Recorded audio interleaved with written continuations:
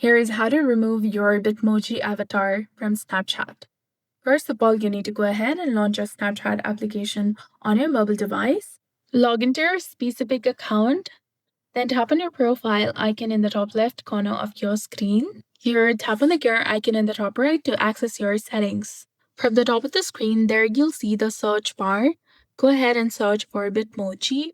You'll get the indication of customize appearance in Bitmoji. Go ahead and tap on the initial option, and here you'll get 4 different options to go for. That is change your outfit, edit your Bitmoji, choose a selfie, and unlink your Bitmoji.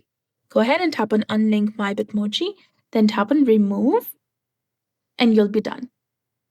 Your avatar from Snapchat will be permanently deleted, and all your avatar and the fashion items saved in your wardrobe will also be deleted.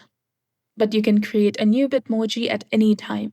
So that's all there is to it. Removing your Bitmoji from your Snapchat profile is easy.